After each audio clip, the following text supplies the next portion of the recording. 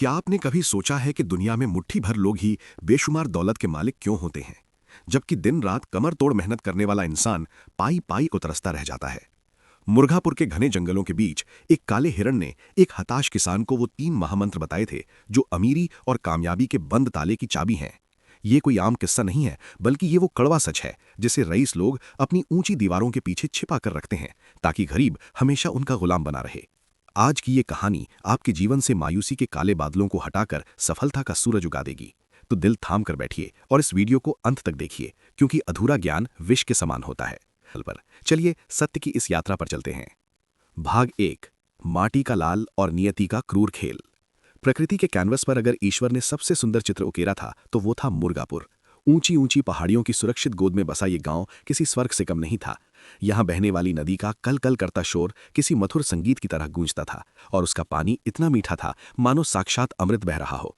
चारों ओर फैली हरियाली ऐसी लगती थी जैसे धरती ने हरे रंग की मखमली चादर ओढ़ रखी हो। यहाँ की हवाओं में एक पवित्रता थी जो शहर के शोर शराबे से कोसों दूर थी। यहाँ के निवासी बहुत ही संतोषी स्वभाव के थे, जिनकी जरूरतें सीमित थीं और खुशियां असीमित। लेकिन इसी शांत और सुरम्य वातावरण के बीच एक ऐसा युवक रहता था जिसकी कहानी संघर्ष की स्याही से लिखी गई थी। उसका नाम था सोहन। सोहन के पिता रामलाल भले ही धन दौलत के मामले में गरीब थे, लेकिन उनके पास वो खजाना था जो दुनिया की किसी भी यूनिवर्सिटी में नहीं मिलता, प्रकृति की भाषा को समझने का ज्ञान। रामलाल के लिए खेती केवल पेट भरने का जरिया नहीं थी, बल्कि एक साधना थी। वे हवा का रुख देखकर बता देते थे कि बादल कब बरसेंगे और मिट्टी की गंध सूंघकर बता देते थे कि फसल कितनी समृद्ध होगी। बचपन के वो दिन सोहन के लिए किसी गुरुकुल से कम नहीं थे। रामलाल अक्सर नन्हे सोहन को अपने साथ खेतों में ले जाते। तपती धूप में जब वे पसीना पोंछते हुए रुकते तो खेत की गीली मिट्टी का एक ढेला उठाते और सोहन की नन्ही हथेली पर रख देते। उनकी आंखों में एक अजीब सी चमक होती थी जब वे कहते, देख बेटा सोहन, इसे कभी धूल समझने की भूल मत करना। ये महज मिट्टी नहीं है, ये हमारी माँ है, ये अन्नपूर्णा है जो हमें जीवन देती है। रामलाल सोहन के सिर पर हाथ फेरते हुए समझाते, अगर तुम पूरी श्रद्धा और निस्वार्थ प्रेम से इसकी सेवा करोगे तो याद रखना, ये तुम्हारी झोली कभी खाली नहीं रहने देगी। कुदरत कभी किसी का उधार नहीं रखती।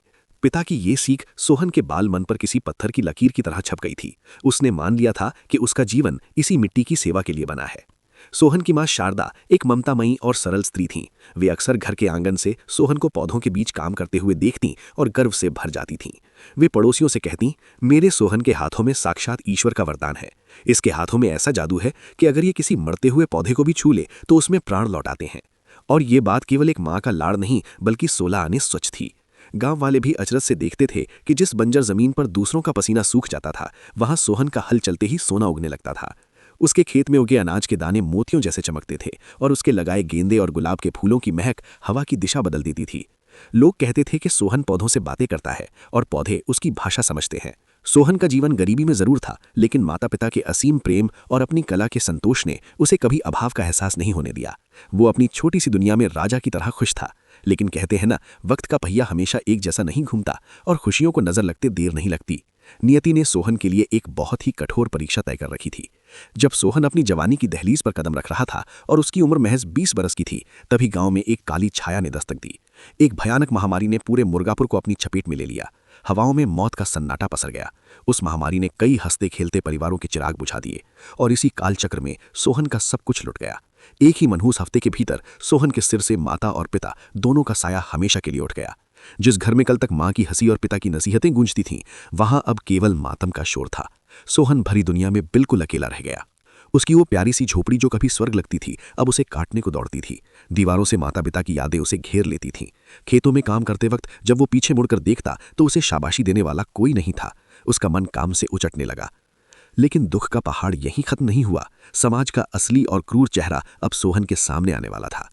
जैसे ही गांव वालों को एहसास हुआ कि सोहन अब अनाथ और बेसहारा है, उनका व्यवहार बदल गया। जो लोग कल तक रामलाल के सामने सिर झुकाकर बात करते थे, अब वही सोहन की मजबूरी का फायदा उठाने के लिए गिद्ध की तरह मंडराने लगे।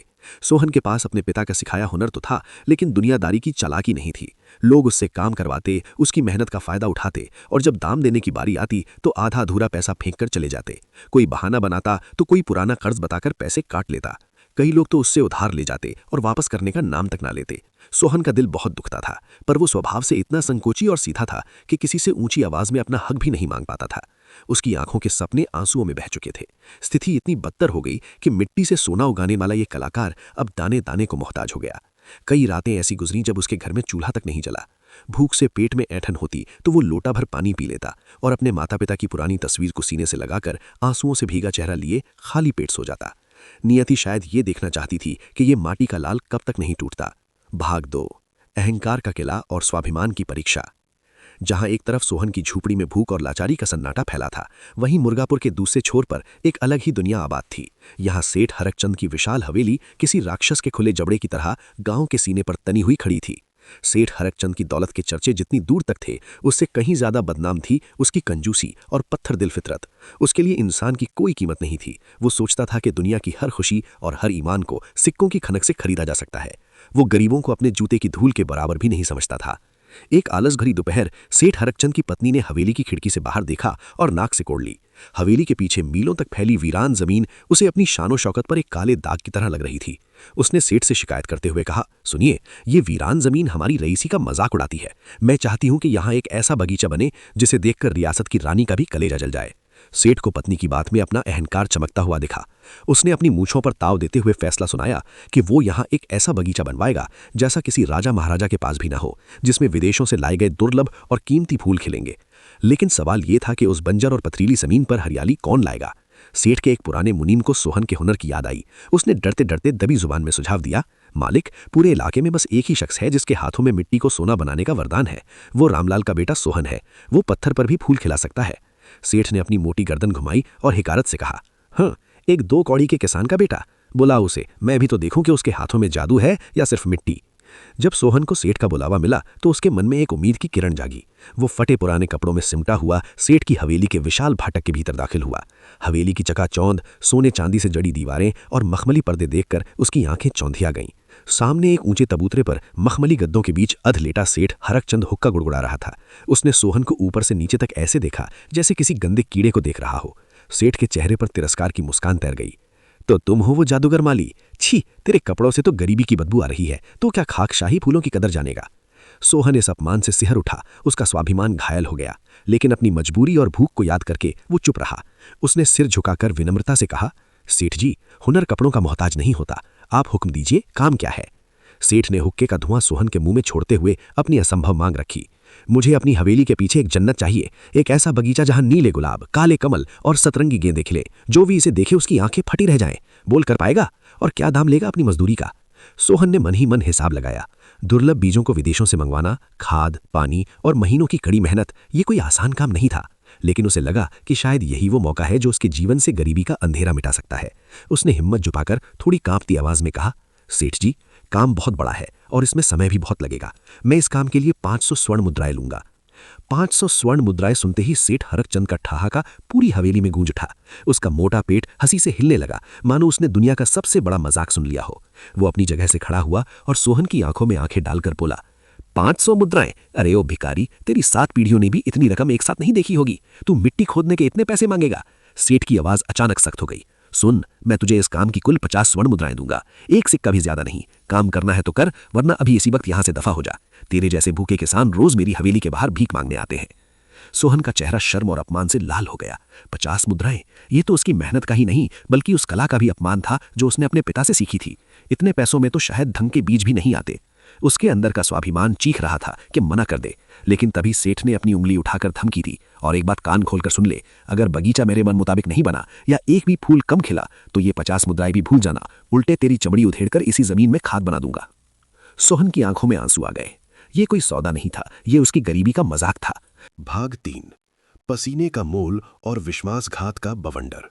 अगली सुबह जब मुर्गापुर की वादियां अभी भी धुंध की चादर में लिपटी थीं और पूरा गांव गहरी नींद में था, सोहन कुदाल लेकर उस बंजर जमीन पर आ खड़ा हुआ। वो जमीन जमीन नहीं, बल्कि कंकड़ पत्थरों और सूखी झाड़ियों का एक वीरान कब्रिस्तान थी। उसे देखकर किसी का भी हौसला टूट जाए, लेकिन सोहन की आंखों में एक अजीब सी जिद थी। उसने अपनी कलाई से अपनी मां की आखिरी निशानी, चांदी के वो 2 कड़े उतारे जिन्हें वो अपनी जान से ज्यादा संभाल कर रखता था। बाजार में सुनार के पास जब उसने वो कड़े रखे तो उसकी रूह कांप गई, लेकिन उसने अपने आंसुओं को पी लिया। उन कड़ों को बेचकर उसने जो पैसे जुटाए, उनसे उसने दुनिया के सबसे नायाब, दुर्लभ और कीमती बीज खरीदे। अब उसके पास न तो जेब में एक भी सिक्का बचा था, न कोई सहारा और न ही पीछे हटने का कोई रास्ता। उसके पास बस एक ही पूंजी थी, एक पागलपन भरा जुनून उस सेठ के अपमान का बदला अपनी कला की श्रेष्ठता से लेने का। यहां से शुरुआत हुई सोहन की कठोर साधना की। ये केवल खेती नहीं थी, ये एक युद्ध था, प्रकृति की कठोरता और एक इंसान के संकल्प के बीच।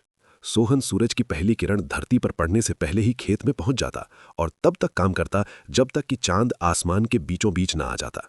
उसने दिन देखा न रात, भूख देखी न प्यास। वो बंजर जमीन से एक एक नुकीले पत्थर को अपने नंगे हाथों से ऐसे चुनकर बाहर फेंकता मानो वो जमीन से नहीं बल्कि अपनी किस्मत के रास्तों से कांटों को उखाड़ रहा हो।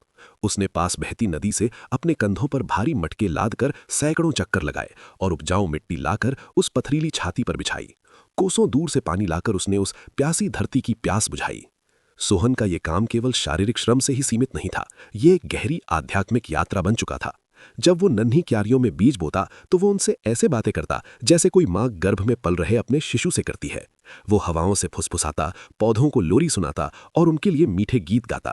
वो अक्सर गीली मिट्टी पर हाथ फेरते हुए कहता, उठो मेरे बच्चों, तुम्हें उगना होगा।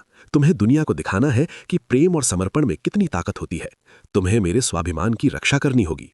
उसने अपनी सारी पीड़ा, अपने अनाथ होने का सारा अकेलापन और अपनी सारी उम्मीदें उस मिट्टी में घोल दी थीं। महीने रेत की तरह फिसलते गए और मौसम करवटें बदलते रहे। जेठ की जलती हुई दोपहरी ने सोहन की गोरी त्वचा को जलाकर तांबे जैसा काला कर दिया। उसके कोमल हाथों में पहले बड़े बड़े छाले पड़े, फिर वो फूटकर घाव गने और अंत में कुदाल चलाते चलाते पत्थर जैसे सख्त हो गए। उसके कपड़े जगह जगह से फटकर तार तार हो चुके थे। शरीर की पसलियां दिखने लगी थीं, गाल पिचक गए थे, लेकिन उसकी धसी हुई आंखों में एक दिव्य चमक और भी तेज होती गई। वो एक तपस्वी की भांति अपनी धुन में रमा रहा। आखिरकार 6 महीने की उस जानलेवा तपस्या का फल मिलने का दिन आ ही गया। एक सुबह जब सोहन ने अपनी झोपड़ी से निकलकर अपने बगीचे पर नजर डाली तो एक पल के लिए उसकी सांसें थम गईं। उसकी सारी थकान, शरीर का सारा दर्द कपूर की तरह हवा में उड़ गया। वो कोई साधारण बगीचा नहीं था, वो ऐसा लग रहा था मानो ईश्वर ने स्वर्ग का एक टुकड़ा तोड़कर सीधे धरती पर रख दिया हो। वहां हजारों रंगों के ऐसे फूल खिले थे जिनके नाम शायद वनस्पति विज्ञान की किताबों में भी नहीं थे। नीले गुलाबों की क्यारियां ऐसी लग रही थीं जैसे आसमान जमीन पर उतर आया हो। काले कमल के फूल सूरज की रोशनी में ऐसे दमक रहे थे मानो किसी ने रात के अंधेरे को हीरो में बदल दिया हो। सतरंगी गेंदे हवा में झूम रहे थे। हवा में घुली सुगंध इतनी मादक और पवित्र थी कि वहां सांस लेने वाला इंसान अपना हर गम, हर चिंता भूल जाए। रंग बिरंगी तितलियां फूलों पर नृत्य कर रही थीं और भौरे उस सुंदरता पर मोहित होकर गुंजन कर रहे थे। सोहन घुटनों के बल बैठ गया और उसकी आंखों से खुशी के आंसू छलक पड़े। उसने असंभव को संभव कर दिखाया था। वो पागलों की तरह दौड़ता हुआ, हाँपता हुआ सेठ हरकचंद की हवेली पहुंचा। उसकी आवाज में जीत की खनक थी। सेठ जी, आपका सपना सच हो गया है, बगीचा तैयार है, चलिए देखिए। सेठ हरकचंद अपने मुनीमों, चापलूस दोस्तों और लट्ठैतों की पूरी फौज लेकर शाही अंदाज में बगीचा देखने निकला। उसके चेहरे पर वही पुरानी घमंड भरी कुटिल मुस्कान थी। वो मन ही मन पहले से ही कमियां निकालने और सोहन को अपमानित करने की योजना बना चुका था। लेकिन जैसे ही सेठ ने बगीचे के विशाल फाटक के अंदर पहला कदम रखा, वक्त जैसे वहीं थम गया।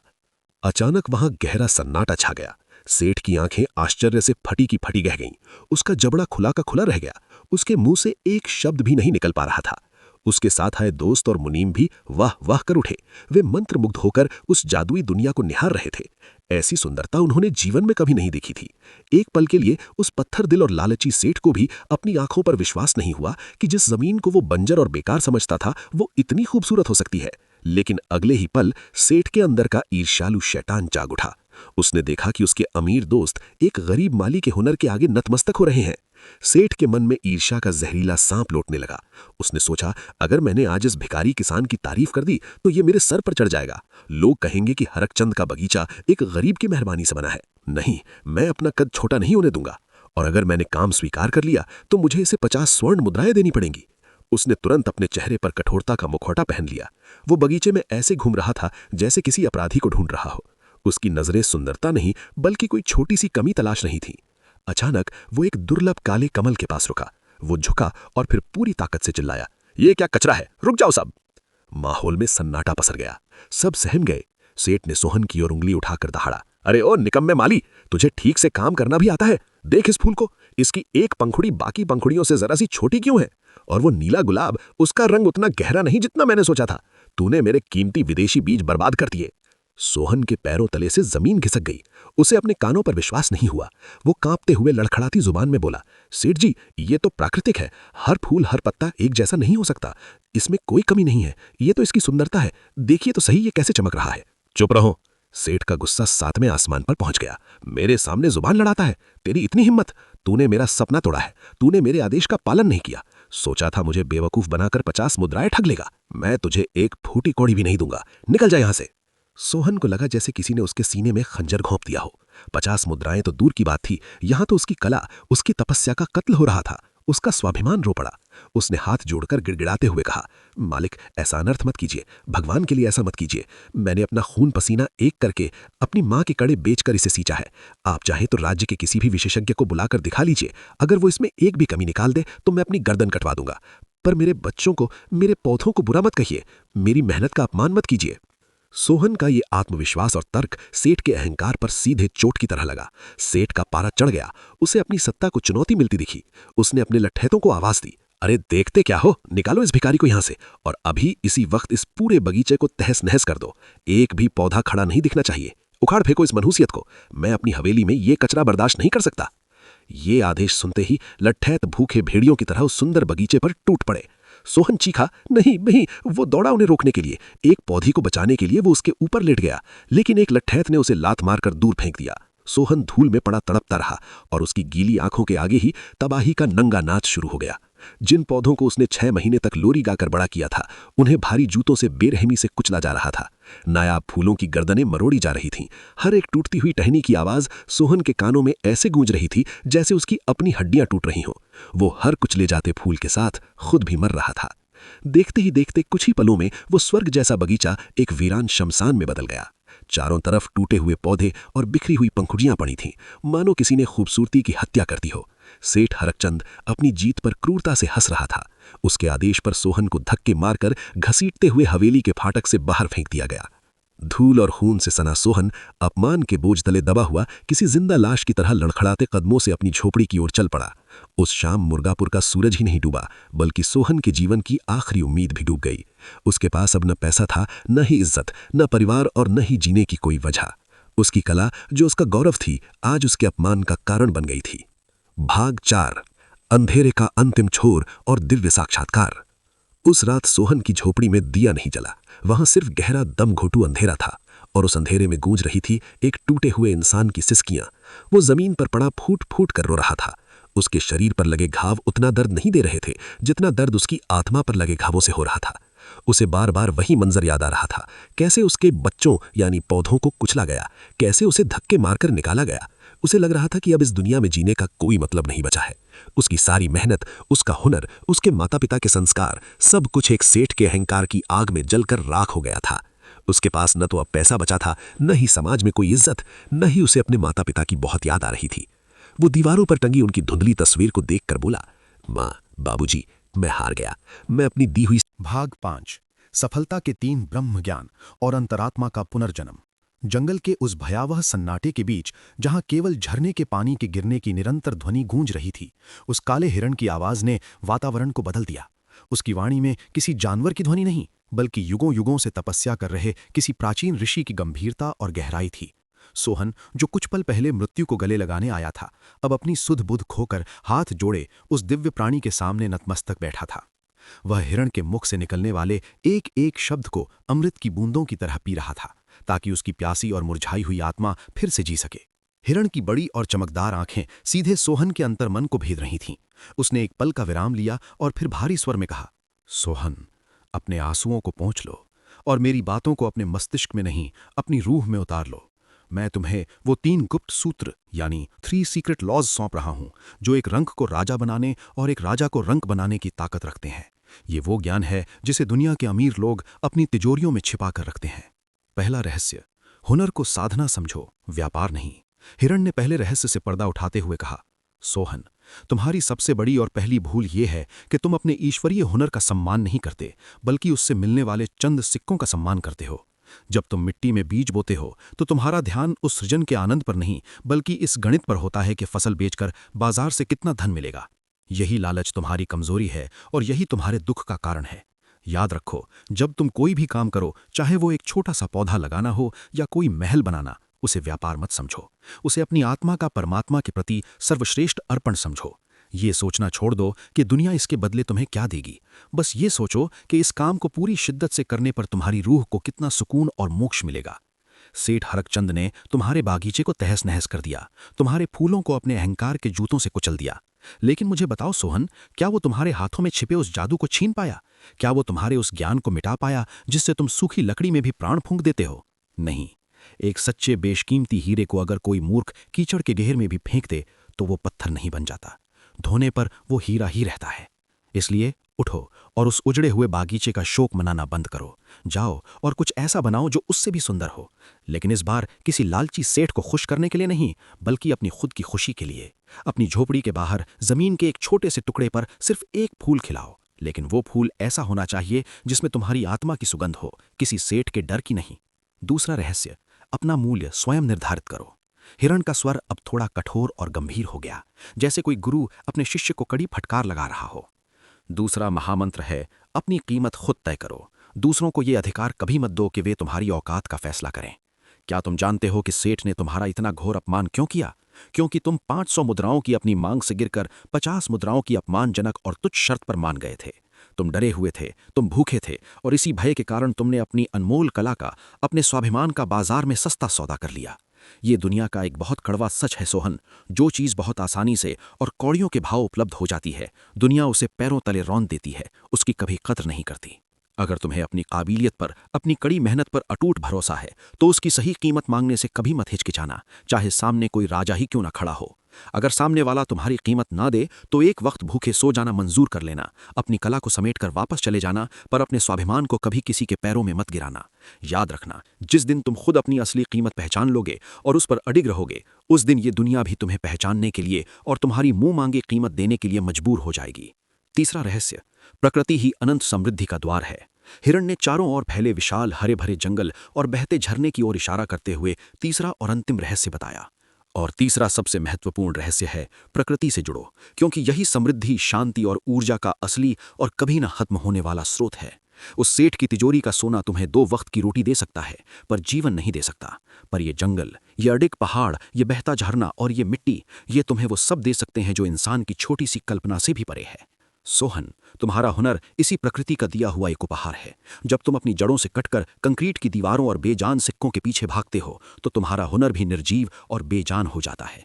जब भी तुम निराश हो, जब भी तुम्हें लगे कि तुम हार रहे हो, तो किसी इंसान के सामने हाथ फैलाने के बजाय यहाँ चले आना, इन विशाल वृक्षों से बात करना, इस बहते पानी का संगीत सुनना।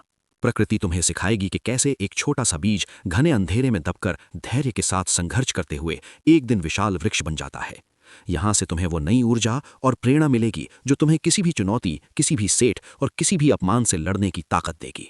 हिरण की बातें जैसे ही पूरी हुईं, पूरे जंगल में एक अजीब सी हलचल हुई।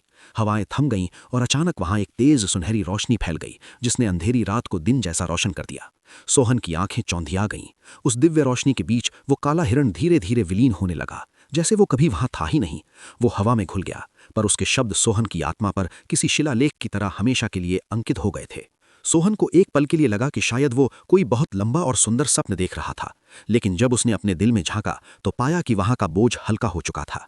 उसके अंदर से निराशा, आत्महत्या का विचार और मृत्यु का भय पूरी तरह से गायब हो चुका था।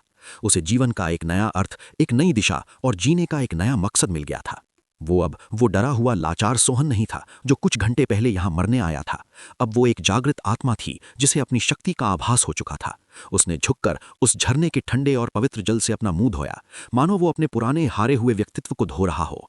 पानी की शीतलता ने उसे जगा दिया। फिर उसने आसमान की ओर देखा, एक गहरी सांस ली और एक नए अटूट दृढ़ निश्चय के साथ अपनी झोपड़ी की ओर वापस चल पड़ा। जंगल में अंधेरा अब भी था, लेकिन सोहन के अंदर अब आत्मविश्वास का सूरज उग चुका था। भाग 6, राख से खिला नील कमल और नियति का महान्याय। उस अंधेरी और रहस्यमयी रात के बाद जब अगली सुबह सोहन अपनी पुरानी झोपड़ी की चटाई पर सोकर उठा, तो वो पुराना डरा हुआ सोहन नहीं था जो कल तक अपनी फूटी किस्मत पर आंसू बहाता था। उसके व्यक्तित्व में एक अद्भुत रूपांतरण हो चुका था। उसकी आंखों में अब लाचारी और भूख के आंसू नहीं थे, बल्कि आत्मविश्वास की एक ऐसी स्वर्णिम चमक थी जो पूर्व दिशा से उगते हुए सूरज के तेज को भी मात दे रही थी। उसके कंधे, जो गरीबी के बोझ से झुक गए थे, अब एक विजेता योद्धा की तरह तने हुए थे। उसने महसूस किया कि वो अकेला नहीं है, पूरी प्रकृति उसकी साथी है। उसने सबसे पहले जंगल की ओर रुख किया, जहां से उसने अपनी नई ऊर्जा पाई थी। वहां से उसने कुछ बेहद दुर्लभ जड़ी बूटियां, सूखी पत्तियां और एक विशेष प्रकार की काली और उपजाऊ मिट्टी जमा की, जिसे वो पहले अपनी अज्ञानता में नजरअंदाज कर देता था। अपनी झोपड़ी के ठीक सामने, जहां केवल धूल, कंकड़ और सूखे पत्ते उड़ते थे, उसने जमीन के एक छोटे से टुकड़े को चुना।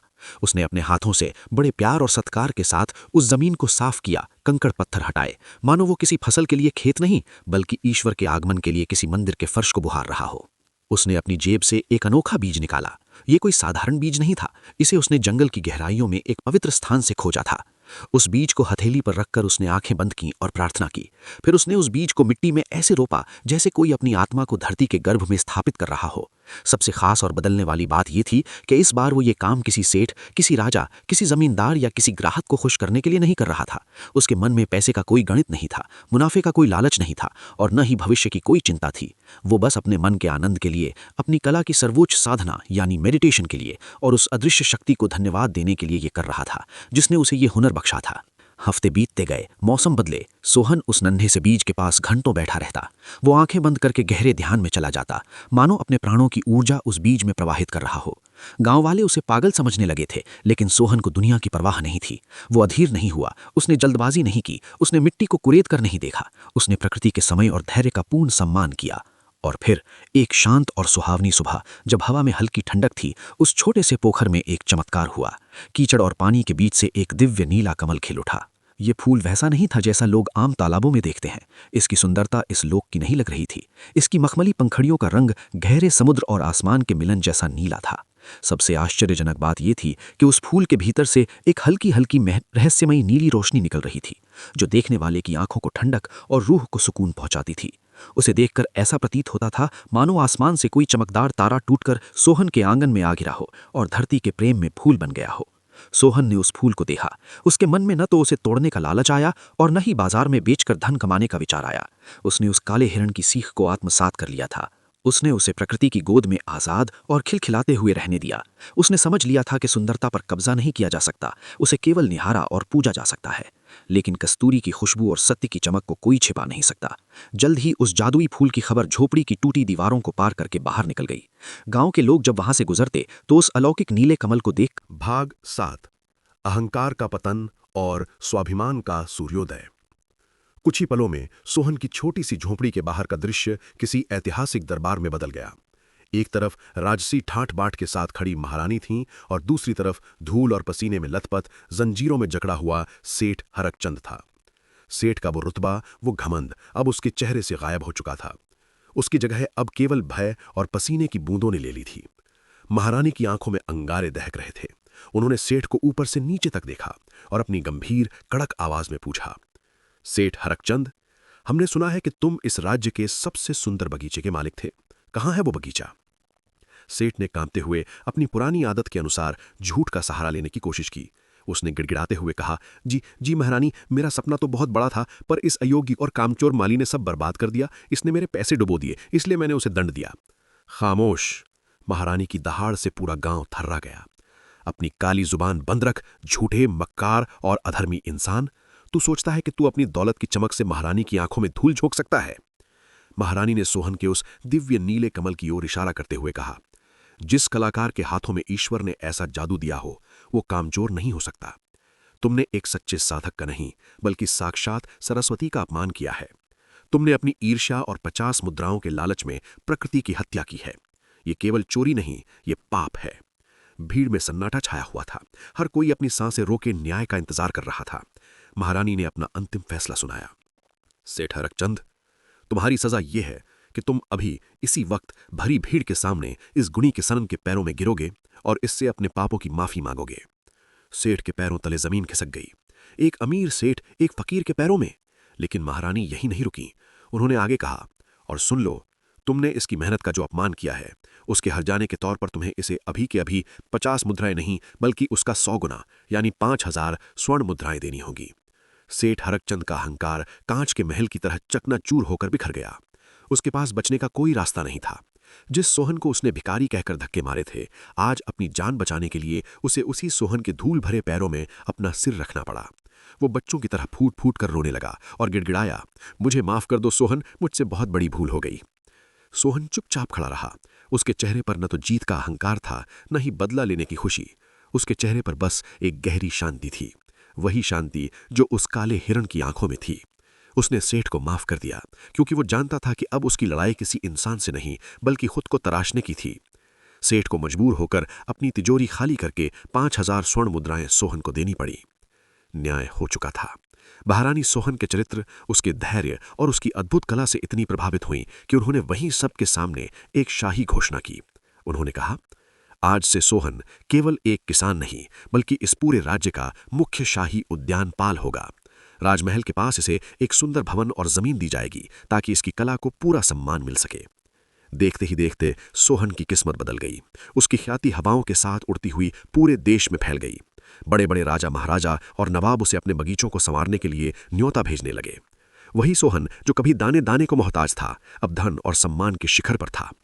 लेकिन असली कहानी यहां खत्म नहीं होती। सोहन के पास अब बेशुमार दौलत थी, लेकिन वो धन का गुलाम नहीं बना। उसे उस हिरन की सीख याद थी, हुनर को साधना समझो, व्यापार नहीं। उसने उस धन का उपयोग अपने ऐशो आराम के लिए नहीं किया। उसने मुर्गापुर में अपने माता पिता रामलाल और शारदा की याद में एक बहुत बड़ा कृषि और कला विद्यालय खोला। इस विद्यालय के दरवाजे उन सभी गरीब किसानों और कारीगरों के बच्चों के लिए खुले थे जिनके पास हुनर तो था लेकिन साधन नहीं थे। सोहन अब केवल पौधे नहीं उगाता था, वो भविष्य उगाता था। वो उन बच्चों को सिर्फ खेती करना या फूल उगाना नहीं सिखाता था, वो उन्हें वही सिखाता था जो उस अंधेरी रात में काले हिरन ने उसे सिखाया था। अपना स्वाभिमान कभी मत बेचना, अपनी कीमत खुद तय करना और हमेशा प्रकृति से जुड़े रहना। इस तरह सोहन ने दुनिया को साबित कर दिया कि सच्ची दौलत सोने चांदी की तिजोरियों में नहीं बल्कि इंसान के हुनर, उसके चरित्र और उसके अटूट स्वाभिमान में होती है। सेठ हरकचंद इतिहास के पन्नों में एक लालची खलनायक बनकर रह गया, जबकि सोहन का नाम उस नीले कमल की खुशबू की तरह आज भी अमर है। भाग 8, जीवन का सार और आपके लिए अंतिम संदेश। तो मेरे प्यारे दोस्तों, मुर्गापुर की वो कहानी वहीं खत्म नहीं होती, बल्कि असल कहानी तो अब आपके जीवन में शुरू होती है। जैसा कि उस रहस्यमयी काले हिरन ने सोहन को अंधेरे जंगल में बताया था, गरीबी और असफलता के दलदल से बाहर निकलने के वो 3 गुप्त रहस्य आज भी उतने ही जीवित और सत्य हैं। ये ज्ञान केवल एक कहानी का हिस्सा नहीं है, बल्कि हर उस इंसान के लिए एक ब्रह्मास्त्र है जो दिन रात मेहनत करने के बावजूद अपनी किस्मत के बंद दरवाजे नहीं खोल पा रहा है।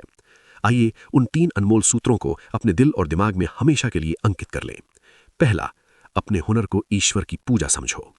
पहला और सबसे बड़ा सबक, अपने हुनर का सम्मान करो, पैसे का नहीं। याद रखिए, ईश्वर ने हम में से हर एक को, चाहे वो अमीर हो या गरीब, कोई ना कोई अनोखी प्रतिभा देकर इस धरती पर भेजा है।